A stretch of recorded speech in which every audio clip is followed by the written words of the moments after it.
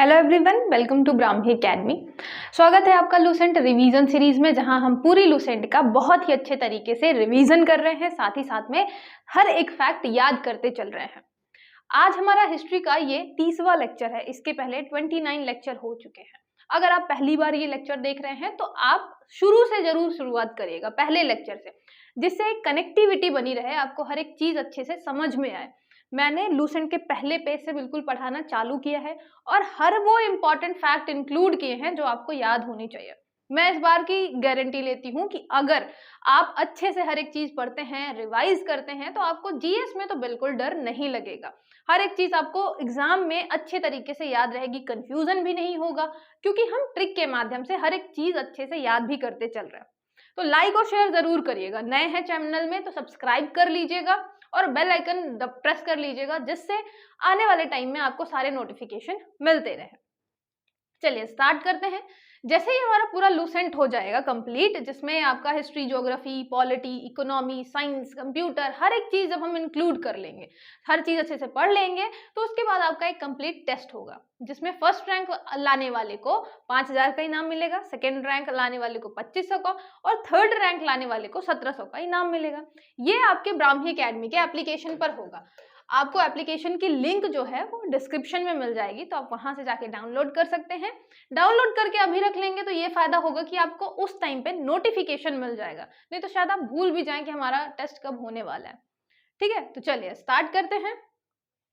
आज का जो हमारा लेक्चर है वो है संगम युग के बारे में। आप देखेंगे कि हम पढ़ते आ रहे हैं लगातार, है ना। हमने बिल्कुल जो आपका प्राग ऐतिहासिक काल है, मतलब बहुत पुराने टाइम की हिस्ट्री से हम स्टार्ट करें, जब आदि मानव होते थे तब से शुरुआत की है। उसके बाद धीरे धीरे हड़प्पा हो गया, ऋग्वेद, फिर उत्तर वैदिक काल हो गया, उसके बाद फिर हम जनपद के बारे में पढ़ने लग गए, महाजनपद आ गए आपके, फिर धीरे धीरे आपके राज्य स्टेब्लिश हुए, उसमें से मौर्य साम्राज्य आता है। तो धीरे धीरे हम सारी चीजें कवर करते हुए चल रहे हैं।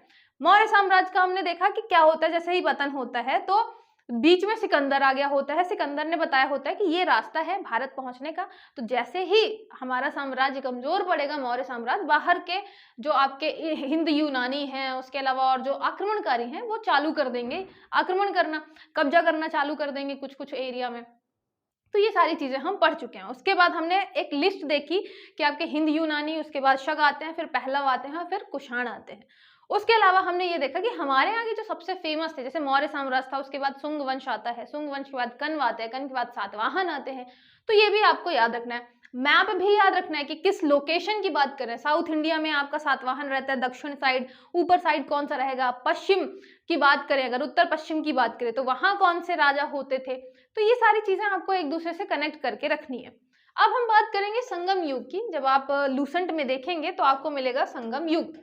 ठीक है, संगम युग क्या है, तो याद रखिएगा, ये हम बहुत लंबे टाइम की बात कर रहे हैं संगम युग की। यहाँ 300 ईसा पूर्व से लेके 300 ईसा तक, मतलब हम यहाँ पे 300 बीसी से लेके 300 एडी तक की बात कर रहे हैं। अब जैसे आप अगर यहाँ पे टाइम जो लाइन है उसमें अगर डिनोट करना चाहेंगे, तो ये आपका 0 है, ये आपका हो गया 300 बीसी ईसा पूर्व, और यहाँ पे जाके आपका आता है 300 एडी या ईसवी। तो लगभग हम 300 इधर 300 उधर 600 सालों की बातें कर रहे हैं।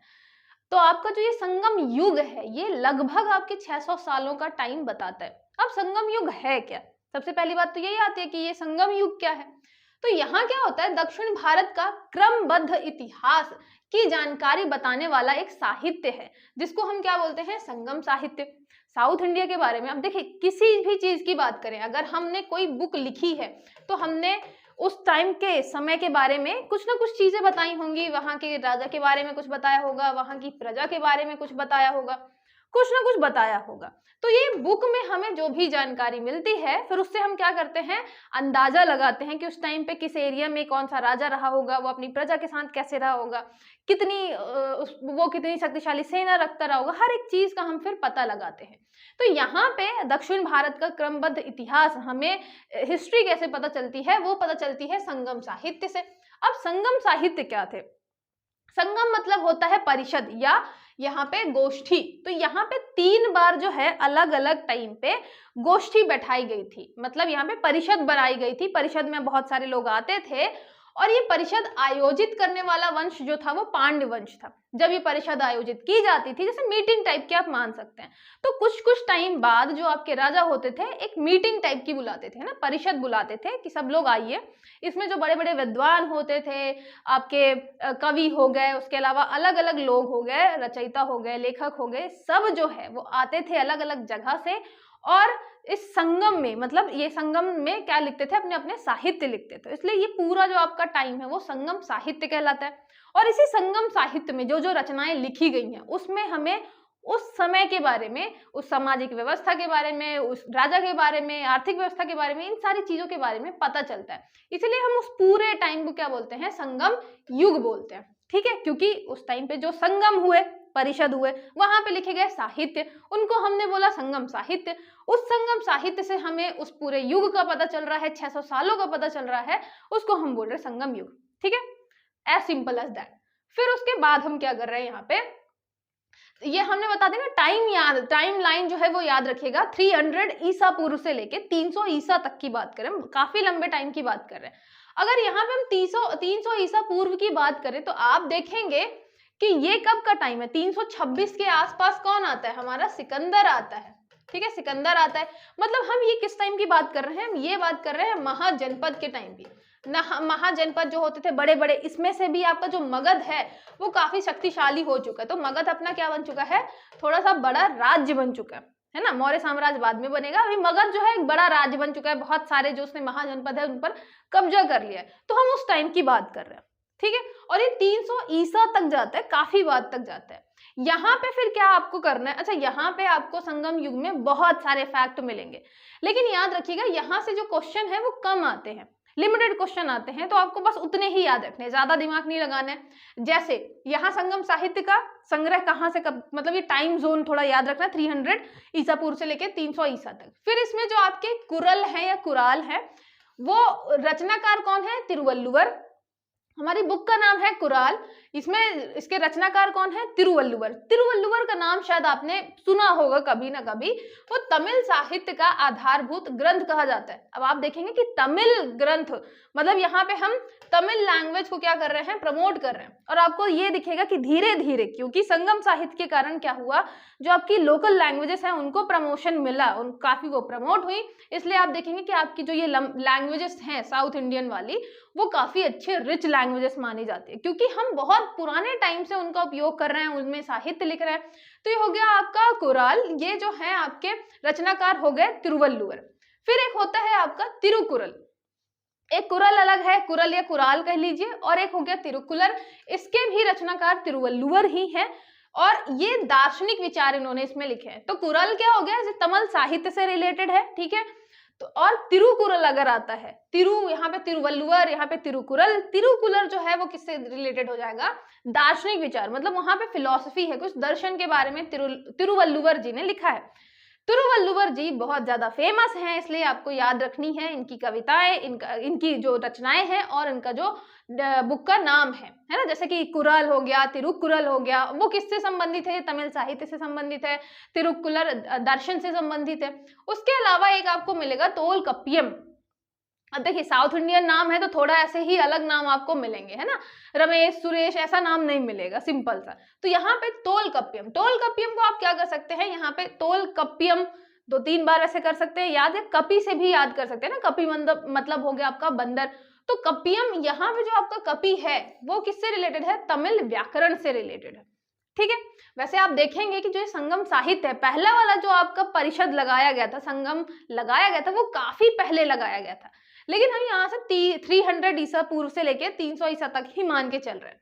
यहाँ पे संगम साहित्य में हमें मेनली 3 वंशों के बारे में पता चलता है, एक है चोल, एक है चेर और एक है पांड्य।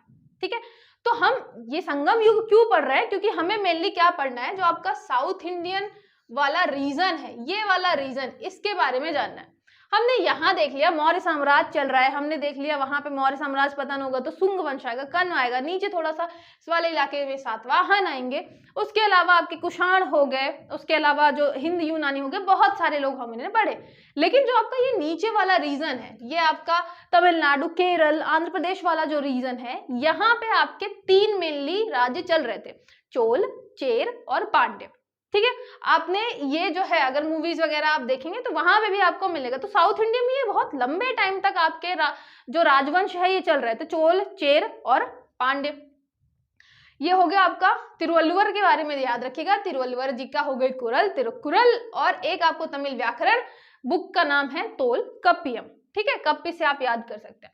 अब यहाँ पे सबसे पहले हम पढ़ते हैं चोल के बारे में। ठीक है, चोला डायनेस्टी के बारे में। ये सबसे शक्तिशाली था, संगम युगीन राजा थे। अब यहाँ पे लोकेशन देख लीजिए, तो ये वाला जो इलाका था ये किसका था, ये था चेर का, और ये वाला जो इलाका था ये था चोल का, और जो ये नीचे वाला इलाका था ये था पांड्य का। ठीक है, तो याद रखना है कि ऐसे डिवाइडेड थे, और उसमें से भी सबसे शक्तिशाली कौन था, तो वो था आपका चोल राज्य। अब यहाँ पे आप देखेंगे कि इनकी अब बिल्कुल पड़ोस पड़ोस में है, तो आपस में युद्ध तो चलता ही रहेगा, कुछ एरिया को लेकर हमेशा चलता रहेगा। लेकिन सबसे जो शक्तिशाली अगर हम देखें कोई था, तो वो था आपका चोल। ठीक है, अभी आप बाद में भी पढ़ेंगे राजराजा प्रथम वगैरह, जिन्होंने चोल साम्राज्य बहुत बड़ा इलाके तक फैलाया था, इंडोनेशिया तक फैलाया था, श्रीलंका पूरा कब्जा कर लिया था, तो अभी आप वो भी पढ़ेंगे। यहाँ पे हम संगम युग के बारे में पढ़ रहे हैं। वहां पे चोल राजवंश जो है सबसे प्रतापी था इन तीनों में, चेल, चोर और पांड्य में। फिर यहाँ पे आप देखेंगे प्रतापी राजा जो सबसे ज्यादा था वो था करिकाल। ठीक है, करिकाल ये ब्राह्मण मतानुयायी था, ये सब जानने की जरूरत नहीं है, लिखा हुआ था तो मैंने लिख दिया है। राजधानी याद रखिएगा उदयपुर थी। ठीक है, उदयपुर। अब यहाँ पे उड़ने की बात कर रहे हैं, उदयपुर। ठीक है, तो उदयपुर जो राजधानी है वो किसकी है, चोल की है। प्रतापी राजा हो गया आपका करिकाल। फिर यहाँ पे एक युद्ध का वर्णन मिलता है, वेन्नी युद्ध का मिलता है, जिसमें करिकाल ने पांड्य और चेल सहित 11 राजाओं को पराजित किया था। मतलब इसके अलावा भी जो 11 राजा थे उनको पराजित किया किसने, करिकाल ने। अब आप देख रहे हैं कि करिकाल कितना ज्यादा शक्तिशाली रहा होगा। चोल, चेर, उसके आसपास पड़ोस के 11 जो राजा थे सबको हराया था, और एक बड़ा आपका क्या बनाया था, एरिया कैप्चर किया था किसने, चोल ने। चोला डायनेस्टी में सबसे प्रतापी राजा करिकाल। इसने कावेरीपत्तनम शहर की स्थापना की और अपनी राजधानी उदयपुर से कावेरीपत्तनम में स्थानांतरित की। शुरू में उदयपुर राजधानी थी। ठीक है, उदयपुर। उसके बाद करिकाल ने क्या किया, बहुत बड़ा इलाका जीत लिया, कावेरीपत्तनम की स्थापना की और वहां भी अपनी राजधानी शिफ्ट कर दी। तो अगर पूछा जाए करिकाल के टाइम पे चोल राज्य की राजधानी क्या थी, तो क्या थी, आप कावेरीपत्तनम बताएंगे। कावेरी नदी का आप बता सकते कावेरीपत्तनम। ठीक है, उसके बाद कावेरी नदी पर बांध बनाए, नहरें बनवाई। तो साउथ इंडियन में आप देखेंगे कि जो राजा होते थे वो काफी, मतलब क्योंकि अब वहां पे नदियां भी अच्छी खासी हैं, बहुत सारी नदियां हैं, ऊपर से समुद्र भी है, तो इन सारी चीजों का ध्यान रखते थे, बांध वगैरह बनवाते थे, नहरें बनवाते थे सिंचाई वगैरह के लिए। तो करिकाल ने भी कराया, कावेरी नदी के बांध और तट बनवाए। ठीक है, फिर यहाँ पे जो है चोल राजवंश के बारे में आपको इतना ही मिलेगा। अभी आने वाले टाइम पे हम और चीजें पढ़ेंगे और डिटेल में पढ़ेंगे, और राजा आपको मिलेंगे और उनका बड़ा साम्राज्य मिलेगा। अभी ये हम संगम युग के बारे में पढ़ना है, तो इतना ही पढ़ना है। ठीक है, दूसरा जो है आपका राज्य वो है ये चेर। अब मैंने बताया कि चेर किस वाले इलाके में, इधर केरल वाले इलाके में आपको मिलेगा चेर, आधुनिक केरल में स्थित। इसका प्रमुख राजा जो था वो था सेनगुट्टुवन। अब यहाँ पे कठिन तो नाम रहेगा क्योंकि आपका साउथ इंडियन नाम है, तो यहाँ पे गुट्टू से आप याद करते हैं, सेनगुट्टुवन ना करके आप सिर्फ गुट्टू से याद कर सकते हैं कि गुट्टू जो है उसने अधिराज की उपाधि धारण की और पत्नी नामक धार्मिक संप्रदाय को समझ में स्थापित किया। समाज में, ये आपका समाज है, थोड़ा सा गलत हो गया, समाज में स्थापित किया। तो क्या था ये, पत्नी। ठीक है ना, या अपनी पत्नी को धार्मिक संप्रदाय, या अपनी पत्नी का धार्मिक संप्रदाय जो है समाज में स्थापित किया, कुछ भी आप याद कर सकते हैं। जो मेन राजा है वो है आपका गुट्टू। गुट्टू किसका है, चेर का है, तो गुट्टू इधर साइड है, याद रखिएगा। करिकाल आपका चोल वाला है। तो गुट्टू ने अपनी पत्नी जो है, अपनी पत्नी के लिए क्या किया था, धार्मिक संप्रदाय को समाज में स्थापित किया था। ये सारी चीजें जो है याद रखिएगा। चोल, चेर और पांड्य, इनके बारे में थोड़ी थोड़ी फैक्ट आते हैं, मेन ज्यादा डिटेलिंग नहीं आते, इसलिए मैंने बहुत लिमिटेड फैक्ट आपको रखे हैं संगम युग के बारे में, वैसे तो बहुत सारे लिखे हुए हैं। फिर संगम युग का तीसरा जो राज्य है वो है पांड्य, जो कावेरी नदी के दक्षिण में स्थित है। मतलब यहाँ पे आपको नीचे मिलेगा इस वाले इलाके में पांड्य। ठीक है, संगम युग जो है, संगम साहित्य जो लिखे गए, जो हम संगम बुला रहे थे, वो पांड्य ने ही बुलवाए थे। ठीक है, सबसे शक्तिशाली जो राजा था वो था नेंडू जेलियन। अब यहाँ पे आप चाहे तो नेंडू से कर दें, चाहे जेलियन से याद कर लें। ठीक है, जली खाना सबको पसंद है, स्पेशली पांड्य राजा को बहुत ज्यादा जेली खाना पसंद था, तो आप जेली से भी याद कर सकते हैं कि जेली खाना काफी पसंद है। ये हम 210 ईसा की बात कर रहे हैं, मतलब हम काफी बाद में आ चुके हैं, ठीक है। यहाँ पे मेगास्थनीज ने भी क्या किया था, उल्लेख किया था, क्योंकि आपके जो राज्य थे साउथ इंडिया में काफी ज्यादा ऐसा मान लीजिए कि रिच थे, ठीक है। क्योंकि यहाँ पे क्या चल रहा था, यहाँ पे है आपका समुद्र, समुद्र है तो हम क्या बनाएंगे, तट बनाएंगे। आपके पास तट होगा तो आप व्यापार कर पाएंगे, व्यापार कर पाएंगे कहाँ पे, विदेश में। और जब आप विदेशी व्यापार करेंगे तो आपके पास क्या आएगा, आपके पास आएगा पैसा, तो आप क्या रहेंगे, रिच रहेंगे, काफी अमीर रहेंगे। इसकी वजह से आप देखेंगे कि चोल हो गया, चेर हो गया, पांड्य हो गए, ये सब काफी रिच जो थे वो राज्य थे, ठीक है। तो यहाँ पे मेगास्थनीज ने भी इसका वर्णन किया है।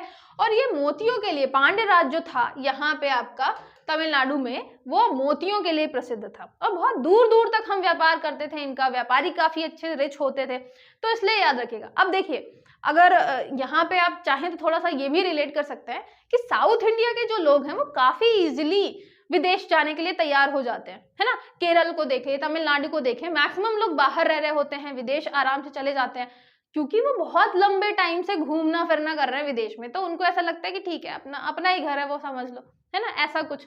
लेकिन अगर हम उत्तर भारत की बात करें तो उत्तर भारत के जो लोग हैं ना, उन्होंने ज्यादा एरिया कवर नहीं किया है, तो इसीलिए आप देखेंगे कि वो बाहर जाने से, विदेश जाने से कितना कतराते हैं। वैसे बड़ी फैमिलीज की बात नहीं कर रही हूँ, अगर हम मिडिल जो आपकी क्लास की फैमिली उनकी बात करें तो उनको भी थोड़ा डर लगता है बाहर जाने से कि यार विदेश में क्या होगा, कैसे होगा। और यहाँ पे साउथ इंडिया में आप देखेंगे, केरल, तमिलनाडु, वहाँ छोटी छोटी फैमिलीज भी बहुत आराम से चली जाती है काम करने के लिए बाहर, क्योंकि वो बहुत लंबे टाइम से कंफर्टेबल है कि हाँ ठीक है, बाहर तो आराम से ही जा सकते हैं, ठीक है। तो ऐसे भी आप रिलेट कर सकते हैं चीजें। संगम काल की सामाजिक स्थिति, अब ये क्यों पढ़नी है, क्योंकि थोड़ा सा इसमें चीजें आपको अलग दिखेंगी, इसलिए आपको सामाजिक स्थिति, आर्थिक स्थिति के बारे में थोड़ा जानना चाहिए। सबसे पहले राजा के आवास की रक्षा के लिए सशस्त्र महिलाओं को रखा जाता था। तो आप देख रहे हैं यहाँ पे भी हम महिला सशक्तिकरण कर रहे हैं ना, महिलाओं को हमने शक्ति दे रखी है, महिलाओं को हमने पावर दे रखी है। स्पेशली राजा के लिए हमने बॉडीगार्ड तैयार कर रखा है, किसे तैनात कर रखा है, महिलाओं को। तो आप समझ रहे हैं कि हम यहाँ पे कितना ज्यादा उनको क्या कर रहे हैं, सशक्त कर रहे हैं, उनको बराबरी दे रहे हैं। उसके अलावा युद्ध में जो बंदी स्त्रियां होती थी, जो कि दासी बनाकर रखी जाती थी, तो उनको जैसे पूजा पाठ हो गया, कहीं पे दीपक वगैरह जलाने, ये सारी कामों में रखा जाता था। तो अगर हम युद्ध में जीत कर लाए हैं महिलाएं, तो उनको दासी बनाते थे। उसके अलावा सबसे ज्यादा प्रतिष्ठित जो वर्ग था वो था ब्राह्मण वर्ग। वैसे भी आपको पता है कि अगर सबसे ज्यादा प्रतिष्ठित वर्ग की बात करें कि सबसे ज्यादा प्रतिष्ठित कौन था, तो चाहे हम उत्तर भारत की बात करें, चाहे हम दक्षिण भारत की बात करें, सबसे ज्यादा कौन था, ब्राह्मण ही था, ठीक है। क्योंकि ये शिक्षा से रिलेटेड थे, ये ज्ञान का प्रचार प्रसार करते थे, तो सब उनकी बहुत ज्यादा रिस्पेक्ट करते थे। उसके बाद जो वेल्लार वर्ग था वो कृषि कार्य से रिलेटेड था। ये याद रखिएगा नाम, ठीक है, वेल्लार। ये अपना जो बाहुबली वाली मूवी, उसमें भल्लाल नाम रहता है, अब वेल्लार उसी से कर सकते हैं। वेल्लार क्या करता है, ये कृषि कार्य से संबंधित है, ठीक है। या ऐसा भी मान सकते हैं कि जो कृषि कार्य कर रहे होते हैं, आधे से ज्यादा तो वेल्ले घूम रहे होते हैं, तो वेल्लार कौन हो गए, कृषि कार्य से संबंधित। उसके अलावा जो व्यापारी वर्ग है वो वेनिगर कहलाता है, ठीक है। यहाँ पे आप व्यापारी वर्ग के लिए अलग अलग नाम पढ़ेंगे, एक श्रेणी वर्ग पढ़ेंगे, उत्तर भारत में आपको मिलेगा, ठीक है, कि अलग अलग श्रेणियां बनाकर रखते थे।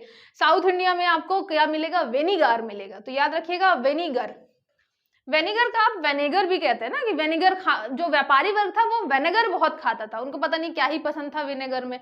तो विनेगर जो है, या आप मतलब जो खाने वाला विनेगर होता है ना, उसकी बात हम कर रहे हैं। तो विनेगर जो है कौन सबसे ज्यादा खाते थे, व्यापारी वर्ग खाते थे संगम युग के टाइम पे, ठीक है। कृषि कार्य कौन करता था, जो वेल्ले घूम रहे होते थे वो कृषि कार्य कर लेते थे।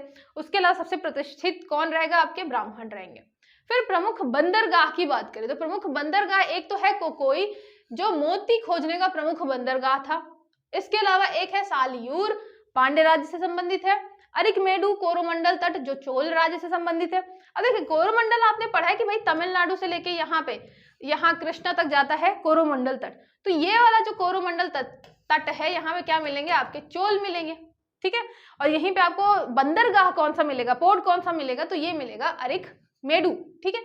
उसके अलावा रोम से व्यापार होता था यहाँ पे। अब मैंने आपको बताया कि यहाँ पे व्यापार बहुत दूर दूर तक होता था, इसीलिए भी आपका जो चोल राज्य है वो ज्यादा शक्तिशाली था, क्योंकि व्यापार अच्छा होगा तो राजा के पास पैसा होगा, पैसा राजा के पास होगा तो वो युद्ध कर सकेगा, वो अपने सैनिकों को दे रख सकेगा, बड़ी आर्मी रख सकेगा, तो इसलिए चोल आपका ज्यादा शक्तिशाली था। उसके अलावा बंदर जो है वो चेर राज का था, तो इधर साइड हो गया आपका बंदर जो चेर का है। अरिकमेडु जरूर याद रखिएगा, ठीक है, अरिकमेडु याद रखिएगा। पांड जो है, पांड वाला जो है कौन कौन से, कोकोई और शालियूर, ये किससे रिलेटेड है, मोती खोजने के लिए। तो मोती के लिए क्या होता था, ये यहाँ पे मोती से रिलेटेड है, तो सीधी बात है मोती हम खोजेंगे, फिर उसका व्यापार भी करेंगे, एक्सपोर्ट करेंगे, तो ये सारी चीजें याद रखिएगा किससे रिलेटेड है, पांड से रिलेटेड है। नाम जो है खतरनाक है, जैसे शालियूर हो गया, कोकोई हो गया, तो अब चाहे तो याद करें चाहे ना करें, इतनी डिटेलिंग पूछेगा नहीं, बस आप ये याद रखिएगा कि यहाँ पे जो आपका कोरोमंडल तट वाला अरिकमेडु है जो कि चोल राज्य से संबंधित क्या है, ये बंदरगाह है ना, बंदरगाह मतलब पोर्ट, तो बस ये एक नाम याद रखिएगा, ठीक है। और इसके अलावा व्यापार का मैंने आपको बता ही दिया कि दूर दूर तक काफी ज्यादा व्यापार चलता था, तो ये भी आप एक चीज आपको याद रखनी है। अब यहाँ पे जो हमने पढ़ा है, याद क्या क्या रखते हैं, सबसे पहले तो लोकेशन याद रखनी है, ये इधर साइड वाला हो गया आपका चेर, ये हो गया आपका चोल, और ये हो गया आपका पांड्य, ठीक है, ये हो गए आपके तीन। फिर आपको क्या याद रखना है, पांड्य वाला जो है वो मोती के लिए ज्यादा फेमस है, ठीक है। एक हमने पढ़ा है नाम वेल्लार, जो वेल्ला है वो क्या करता है, कृषि करता है, तो कृषि कार्य में ये लगा हुआ है, ठीक है। उसके अलावा जो आपका व्यापारी है, व्यापारी को क्या पसंद है, आपको वेनिगर पसंद है बहुत ज्यादा, वेनिगर, तो व्यापारी को बहुत ज्यादा वेनिगर पसंद है खाने के लिए, ठीक है। चेर जो है, चेर का हो गया बंदर, बंदरगाह मतलब उसमें बंदर ही लगा हुआ है। चोल जो है इसका बंदरगाह वो हो गया अरिकमेडु, अरिकमेडु, और कहाँ हो रहा है, यहाँ रोम तक व्यापार हो रहा है इससे, ठीक है, रोम इटली वहां तक व्यापार हो रहा है अरिकमेडु चोल से। चोल जो है सबसे ज्यादा शक्तिशाली है क्योंकि व्यापार भी दूर दूर तक हो रहा है, राजा भी काफी स्ट्रांग रहे होंगे, ठीक है। राजा का नाम हमने क्या पढ़ा है, करिकाल, ठीक है, जिसने पांड, चेर और 11 राजाओं को मिलाकर सबको हराया था, बड़े एरिया पे कब्जा किया था। आने वाले टाइम पे आप फिर देखेंगे कि आपके जो चोल होते हैं वो काफी ज्यादा इंडोनेशिया, श्रीलंका तक फैला लेते हैं, अपना राज्य विस्तार कर लेते हैं, ठीक है, तो इसलिए बहुत ज्यादा स्ट्रांग थे वो, शुरू में भी स्ट्रांग थे। उसके अलावा हमने क्या पढ़ा, संगम साहित्य के बारे में पढ़ा, संगम साहित्य, ठीक है, इसीलिए इसको क्या बोलते हैं, संगम युग भी बोलते हैं। 3 बार हमने क्या बनाया था, संगम बुलाया था, 3 बार परिषद बुलाई थी, किसने बुलाई थी, तो पांड्य राजाओं ने बुलाई थी, ठीक है। उसमें तिरुवल्लुवर का नाम सबसे ज्यादा इंपॉर्टेंट है, तोल कप्पियम याद रखिएगा ना, कप्पी से याद रखिएगा, कप्पी से आप कपिल शर्मा भी कर सकते हैं, ठीक है। तो ये कप्पी किससे रिलेटेड है, तमिल व्याकरण से रिलेटेड है, याद रखिएगा। हम बार बार तमिल की बात कर रहे हैं, तमिल लैंग्वेज को हमने काफी ज्यादा प्रमोट किया था, व्यापार अच्छा चल रहा था, सारी चीजें अच्छी थी। प्रतिष्ठित वर्ग जो था वो था आपका ब्राह्मण, जैसे उत्तर भारत में था सेम वैसे ही आपका वो भी था, ठीक है। मेघस्थनीज याद रखिएगा, हम ये 300 जो आपका बता रहे हैं, 300 बिफोर क्राइस्ट मतलब यहाँ पे ईसा पूर्व की बात कर रहे हैं, से लेके 300 ईसा तक, ठीक है। तो आप देखेंगे कि 326 में कौन आएगा, आपका सिकंदर आएगा, फिर उसके बाद आपका मौर्य साम्राज्य स्टार्ट होगा, उसमें फिर आपका सेल्यूकस निकेटर आएगा, मेघस्थनीज आएगा। तो मेघस्थनीज ने बताया था कि साउथ इंडिया में सबसे नीचे इस वाले इलाके में आपको 3 राज्य मिलेंगे और काफी अच्छे तरीके से वो डेवलप भी कर रहे हैं, व्यापार काफी दूर दूर तक फैला हुआ है उनका, तो अब ये भी याद रखेंगे, ठीक है। इसके अलावा आप देखेंगे कि आपके लूसेंट में बहुत सारी डिटेलिंग लिखी हुई है, जैसे मुखियों को क्या बोल रहे हैं, गांव के मुखिया क्या बोल रहे हैं, और छोटी छोटी डिटेलिंग प्रशासन से संबंधित, वो आपको ज्यादा नहीं पढ़नी है। ये याद रखना है कि यहाँ पे अर्थव्यवस्था अच्छी खासी चल रही थी, सामाजिक व्यवस्था आपने देख ही ली कि समाज में आपका व्यापारी वर्ग भी था, समाज में आपका कृषक वर्ग भी है। उसके अलावा आप देख रहे हैं कि प्रतिष्ठित वर्ग जो है वो ब्राह्मण समाज, ब्राह्मणों का है, ठीक है। तो ये आपको सारी चीजें जो है वो याद रखनी है इसमें। उसके अलावा जैसे आपको ये लोकेशन हो गई, संगम साहित्य हो गया, 2-3 नाम हो गए, इसके अलावा ज्यादा याद करने की जरूरत पड़ती नहीं है, क्योंकि संगम साहित्य से क्यों ये क्या है, साउथ इंडिया वाला है ना, साउथ इंडिया वाला है, दक्षिण भारत का है, और ऊपर से इसमें थोड़ा आपको नाम भी अलग अलग मिलते हैं, इसलिए क्वेश्चन यहाँ से बहुत कम पूछे जाते हैं। काफी पेपर अगर टफ करना हुआ तब आपसे जैसे पूछ ही लिया कि तोलकप्पियम किससे रिलेटेड है, या तिरुवल्लुवर की, तिरुकुरल जो है देदी किसकी रचना है, तो आपको याद होना चाहिए कि हमने तिरुवल्लुवर के लिए पढ़ी है, ठीक है। तो ऐसे बुक के नाम दे सकता है। बुक के नाम भी मैंने लिमिटेड उठाए हैं, 3 ही उठाए हैं बुक के नाम, ज्यादा उठाया भी नहीं है। तो आपको क्या करना है, जो अगर कठिन बनाता है तो ये वाला क्वेश्चन आपको हटा देना है कि ठीक है किसी से नहीं बनेगा, इतना डिटेलिंग पढ़ के कोई नहीं आ रहा, लेकिन जितनी चीजें मैंने बताई हैं उतनी बस याद करके चलिएगा शुरू से लेके, है ना। जैसे हमने यहाँ पे संगम युग के बारे में थोड़ा बताया है, उसके अलावा यहाँ पे हमने जैसे रचनाएं, ये तीनों आपकी रचनाएं हमने बता दी हैं। उसके अलावा हमने बताया चोल साम्राज्य के बारे में, चोल राजवंश का यहाँ पे राजधानी उदयपुर थी, फिर कावेरीपट्टनम बसाया, वहां पे राजधानी बनाई।